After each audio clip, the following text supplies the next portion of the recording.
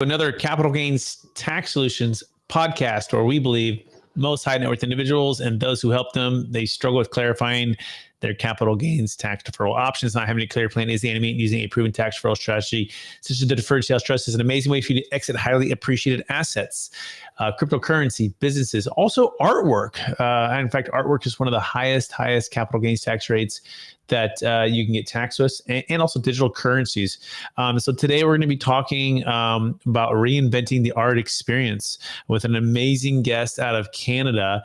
My name is Brett Sorts, by the way, for those who don't know, and I'm founder of Capital Gains Tax Solutions. We're also streaming on Expert CRE Secrets as well. So appreciate everyone listening out and watching that on YouTube. In each and every episode, we're trying to bring in some of the best, most remarkable folks in the business world, the real estate world, the finance world, and sometimes the art world as well. This is kind of a unique show that I'm really excited about. In fact, our guest is out of Canada. He is the CEO of Momentable, spelled Momentable, reimagining the way we discover, appreciate, and connect with art and culture. And his passion is for art, culture, and technology. Led him to bring to life Crypto Pharaohs, the first story-based pop culture digital collection inspired by ancient Egypt, and to establish Next Decentrum, where they help brands transform audience experience into memorable moments, and so much more. Please welcome to the show with me, Hussein Hallak. Hussein, how you doing? I'm doing very well. Thanks for having me, Brett. Absolutely. And for our listeners get to know you for the first time, first of all, make sure you pronounce your website and your business correctly, but also give us a little bit more about your story and your focus. Absolutely. So I built Momentable Art as the product of Next Decentrum. And the idea behind that was that art and culture brings us together as people. And all of the history of art and culture is sitting in storage. So what do I mean by that? Now, if you look at books, because of the shape of the internet, you can access any kind of book, you can buy any kind of book. But for art in particular, almost 97% of all art and culture is sitting in storage. So it's for me, it's like unfathomable that's the reality. And in addition to that, even when you pay money and you kind of take of your time to go to galleries and museums, only 10% of people in the world do that. So only 10% go to see 3% of the world's art and culture. That's unbelievable. Like, it's what brings us together. You read about a certain culture, you connect with them. You read a certain writer and you kind of live their world. Art and culture also transfers us, brings us together. So saw this gap and saw that we can do something about it. And we did something about it. We built Momentable. Amazing. So art and culture, you're right, of course, it brings us together. And you're right, unless I'm spending my time, I was in New York, Manhattan last week, going to the museum and then rushing through, hopefully not rushing through, but trying to bring it all in, right? Taking it all in. Yeah. But it's a lot, right? And so amazing. Before we dive into reinventing the art experience, I want to take one other step back. I believe we've all been given certain gifts in this life, and these gifts have been given to us to be blessing and help to others. So I'm curious, what is the one or two gifts that you believe you were given, and how does it help how you help and bless people today? Absolutely. I think, number one, the gift of teaching and education. I'm very capable of, taking complex concepts and breaking it down and kind of explaining it to people. So that gift I use all the time to help people whenever I can. I mentored, teached, and coached a lot of entrepreneurs.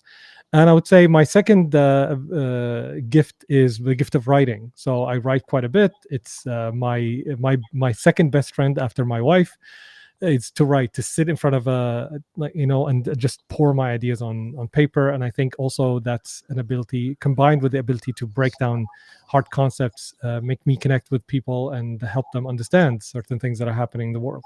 Amazing. This is perfect. I love asking about those gifts because it's going to lead right into what we're talking about, which is reinventing the art experience. So what is the number one secret, Hussein, to reinventing the art experience?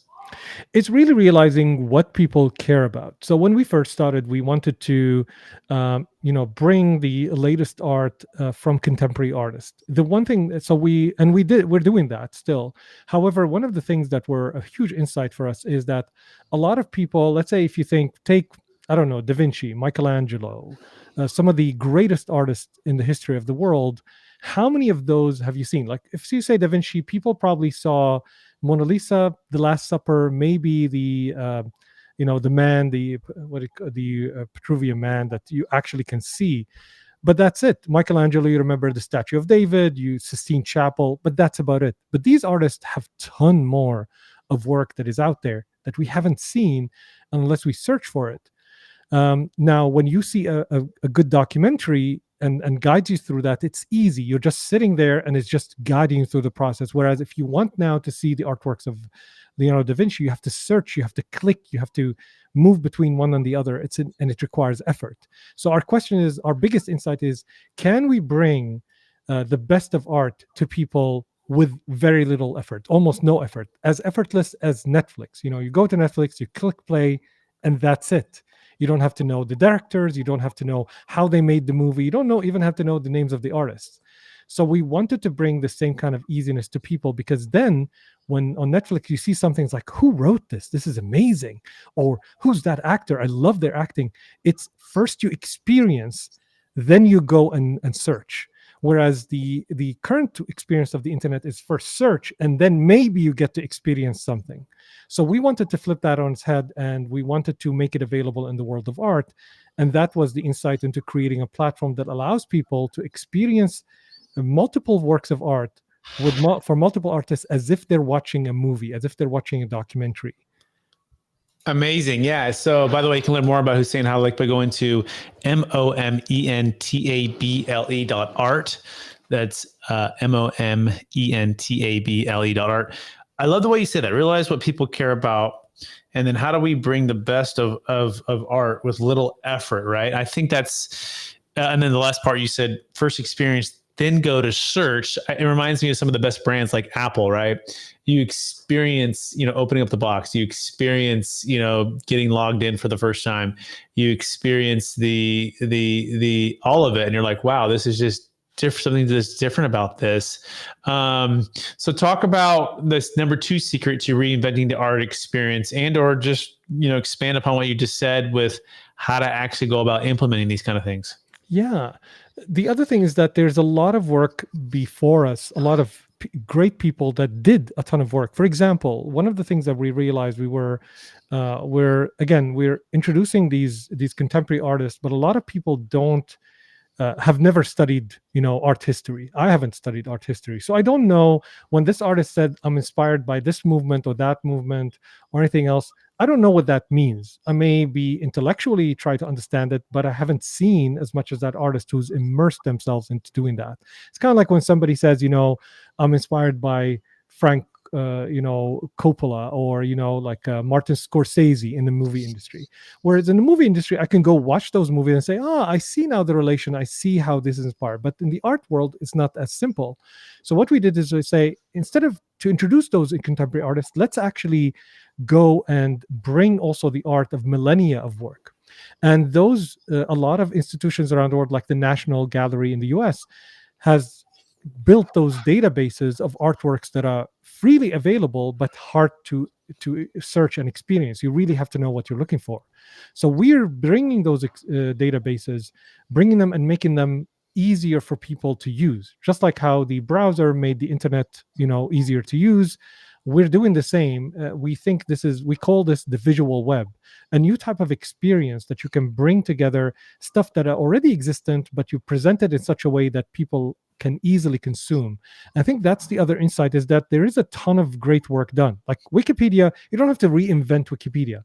What you can do is reinvent how Wikipedia is being experienced, adding value to what people have already done, the great work that they've done, and building a bridge to the user and the audience. And I think that is the second insight that really led us to focus Momentable on experiencing art like never before.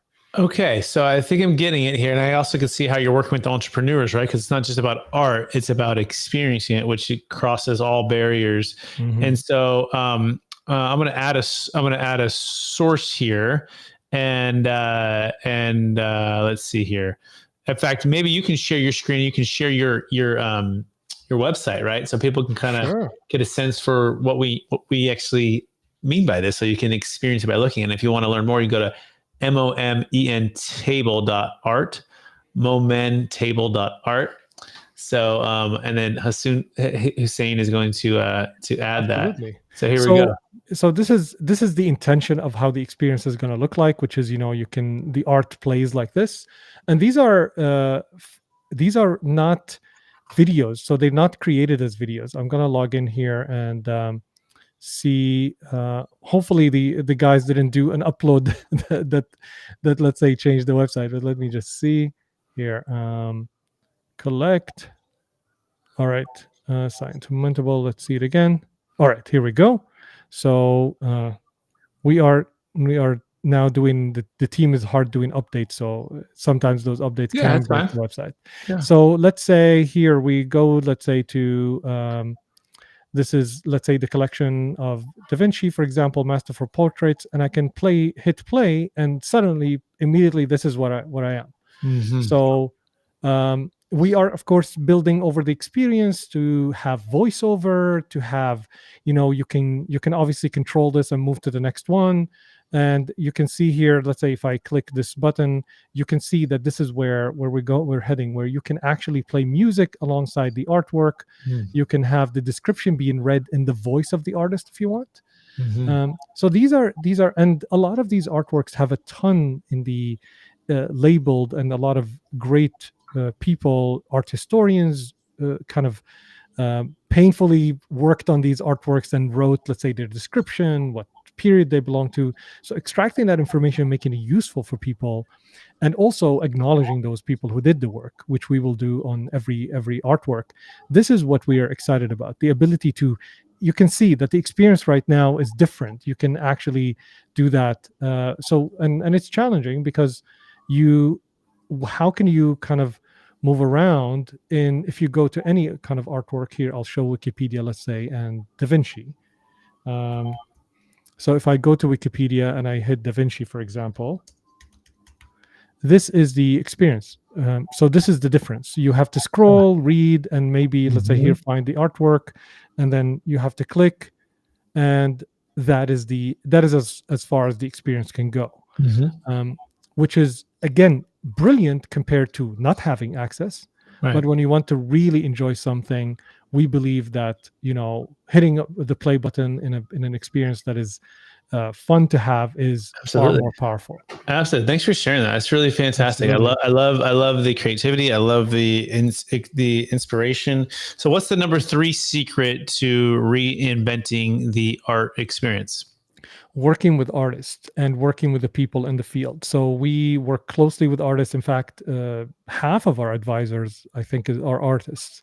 And we also work closely with museums, who are the cultural organizations that are the most influential in the art and culture space. And a lot of the people who work there put a ton of work into creating those experiences.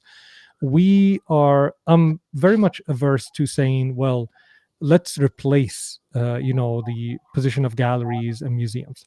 Let me be clear, nothing ever can replace the experience of being in front of a painting. I can't describe to you, I've been in love with, let's say, with Picasso's work for as long as I can remember, since 1992. And only last year did I get to see a Picasso in real life, and in the Museum of Modern Art. And I stood in front of the Picasso painting. I saw another Picasso painting, and I got out. I didn't want to see anything else. It was such a moment that I can't even explain. It's like seeing a long lost friend, or somebody you've been in love with for the first time. You see them, like, it's unexplainable and it's hard to kind of express. So there's nothing to replace that. And the intention is not to replace that. The intention is to allow people who don't have the access. As we said, 90% of people have never set foot in a gallery or museum, allowing them to have as close as possible of an experience it is. Because that's how you look at a painting. You stand in a painting and you come closer and you kind of scan the painting. You look at it. Whereas when you see, as we showed the Wikipedia, it's just, like a small little thing. You don't make full use of the screen. The other thing is that everybody has a screen in their home. Not everybody has place to hang paintings or the money to buy paintings, but everybody has a screen. So if you give them access, I believe that people will be more enthralled, more attracted to art than they are right now, because art right now is very distant from people. And with this kind of technology and with this kind of approach, we think we can make art closer to people. And then if you connect to an artist or art, you connect to the people and the stories that the art represent, which brings us more together. And I don't think there's a more important time to come together as a species than these times, when there are wars and there are, more hate coming up. So I think that is one of the things that drive us, is bringing people together, getting us to know each other more so that we can come closer and hopefully build stronger bridges. Absolutely. What a great mission you're on. Love what you're doing. Let's apply this to business now, right? Because Yeah. I think too many of us in the business world, we get so technical and precise that we maybe forget about the experience. I mean, obviously the best that do both, right? Yeah. So talk about what's a practical way let's talk about tax, right? Like reinventing the way we do capital gains tax solutions. Like, what would you say would be a practical step for someone who's in like finance, real estate, some kind of business wealth advisory? What would you say is a way to create the experience to be more impactful? I think one of the key things that I've seen people do is definitely thinking of art not just as collecting, but as sharing. Now, a lot of people collect art as a financial vehicle because it lasts longer, it appreciates with time, and a lot of them, they ideally collect it because they love it. I remember going to a house of a friend, a billionaire friend, not a lot of those around. And the first thing that he didn't talk about how big his house or showing off. The first thing he wanted to show off is the art. I was like, look at this. This is the Banksy. It's like, oh, that's amazing.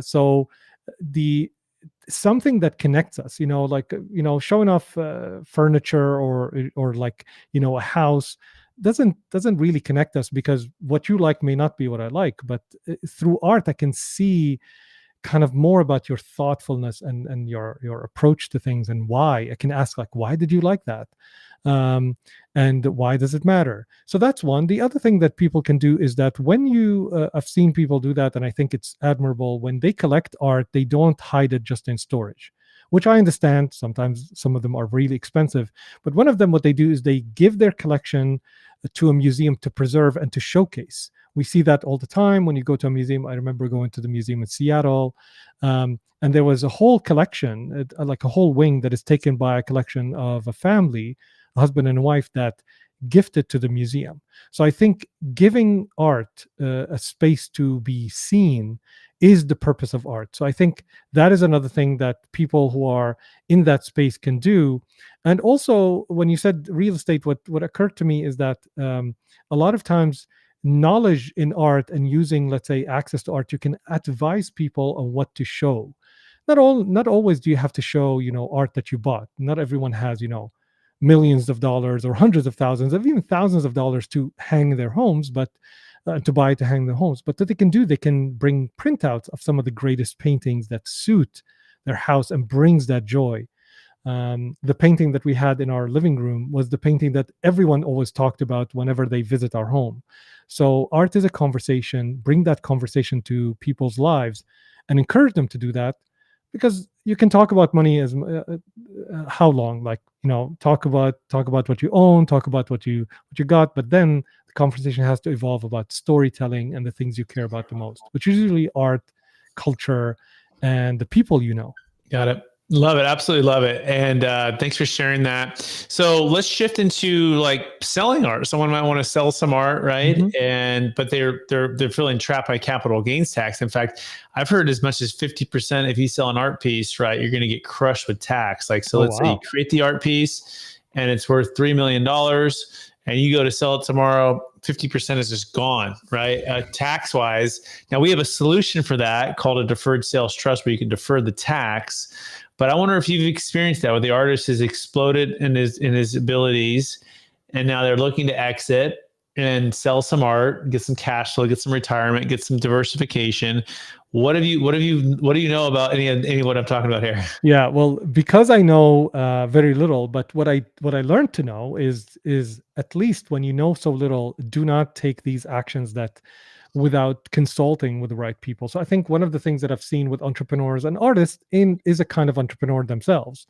a solopreneur, building a business and the business is art, is that they don't they focus on the area where they mastered, and they ignore the other areas. I'm definitely guilty of that. If I didn't have my partner, who's my co-founder, she is exceptional when it comes to execution and focusing on the finances. Now I can read the financial papers and I know what's there, but my mind is always on the vision, what we're doing down the line, how we're evolving the product, and of course keeping the finances under check. But you need someone with knowledge, with to work with people. And I think when it comes to money, legal issues, always ask accountants, tax people, and ask lawyers. You never want to kind of wing it on those areas, because the potential for loss and the potential for implications is massive, no matter how small it is, because there's no playing. You can't play with the law, and you can't play with the taxman, right? Absolutely. These are the And we things call it like building a capital gains tax exit plan, right? Make sure you're planning and pre-planning. So if you have any artwork that you're looking to sell and it's worth a lot of, let's say over $1 million net proceeds, $1 million gain, you want to contact us because we can help you out. Go to capitalgainstaxsolutions.com. We've done this with cryptocurrency, done this with real estate, business exits, stock, public or private stock. And so you don't want to get crushed with that tax. You want to have a tax flow plan, not just a cash flow plan. You want to have an exit plan. So don't work too hard just to see a lot of it get wiped out. If you can defer the tax and grow your wealth, go to capitalgainstaxsolutions.com. That being said, Mr. Hallak, are you ready for the lightning round? Yeah, let's do it. All right. Knowing what you know now, if you could go back to your 25-year-old self, what's the one golden nugget make sure to tell yourself to do? I would tell don't give up so easily on the things you love most. Excellent. Question number 2. What's the number one book you've recommended or gifted the most in the past year? Great by Choice, for sure. Always my favorite book, by Jim Collins. Perfect. Next question is this. What's your number one leadership quote or theme that you strive to live by? I would say the dots only connect when you're looking backwards. So it's very hard to look forward and kind of connect the dots. You just have to trust. Absolutely. Next question is this. What are you most curious about right now? I'm curious about how this whole thing with AI is going to pan out and how it's going to impact us. It's kind of like taking a piece of my mind. It's like how it's going to impact the world and what can we do to influence it. Excellent. What's the number one way you use ChatGPT today? As a sparring partner, I'm thinking of something. I give it as tell me what do you think, or suggest an idea, or start, let's say, writing an article. It's something that I work most better collaboratively, and you don't have always people around that you can spar with. So it's a sparring partner. Fantastic. Last question. After all your success, helping all the people you've helped, making an amazing company with changing the art experience, what do you do most to stay centered in your values and stay encouraged to charge forward to reach even higher heights? Oh, very cool. So right now, the biggest discovery that I found is connecting with my co-founder on a regular basis, so that I make sure that her opinions are included in the work. We do much better. So that's definitely keeps me centered as a business. Outside of that, I do venture into anything I think about. So I never, let's say I think about creating art, I start painting. So that keeps me, exploring and fulfills that idea, because I don't want to do that in business. In business, you don't want to jump around on many things. You want to have a consistent kind of flow and the methodology of experimenting. And so I do that in other things so I can fulfill my shiny objects in the room syndrome. Amazing. I want to thank you, Hussein, for being a part of the show. Typically, people don't are looking necessarily to experience what we experienced today with what you're doing, but I absolutely love it. I want to encourage you to keep using your gift of teaching and education and making complex simple, and the gift of writing to help people reimagine and reinvent the art experience. For people who want to get in touch with you, would you remind them one last time, what's the best place for them to find you? Absolutely. Search Hussein Hallak on Google. You will find me, Hussein Hallak, on LinkedIn. Email me at hussein@momentable.art and connect with us on momentable.art. It's free and it's enjoyable. And Brett, this has been one of the funnest interviews that I've done. I was like, tax, what I'm going to talk about that? But and you made it so easy, so simple. And I had a blast. Oh, great. Well, it's our pleasure. Thank you again. And for our listeners, I want to thank you for listening to the episode of the Capital Gains Tax Solutions podcast. Also stream on Expert CRE Secrets, where we believe most high net worth individuals and those who help them, they struggle with clarifying their capital gains tax deferral options. Not having a clear plan is the enemy, and using a proven tax deferral strategy such as the deferred sales trust is an amazing way for you to exit any asset of any kind, including artwork. If you own a Da Vinci, right, it's probably worth a lot of money. Right. And if you bought it for a low price, you may have a big gain. And so you're going to want to defer that tax, eliminate that estate tax, and we can help you with that. Just go to capitalgainstaxsolutions.com. Also check out the brand new best-selling book, Building a Capital Gains Tax Exit Plan. And we have people like Kevin Harrington from Shark Tank in the book. I got a couple chapters and some other really smart people. But it's essentially going to help you unlock your ideal wealth plan when selling any asset of any kind, for yourself or for your clients, including, again, art, crypto, businesses. But you got to have a plan and you got to get started now. You don't want to run out of time, because you don't set it up before you close. The tax man is going to take his full fair share ASAP, rather than deferring it using a strategy that we have called the Deferred Sales Trust. Go to capitalgainstaxsolutions.com and please share this with someone that can inspire today. So appreciate everyone out there, and we'll talk again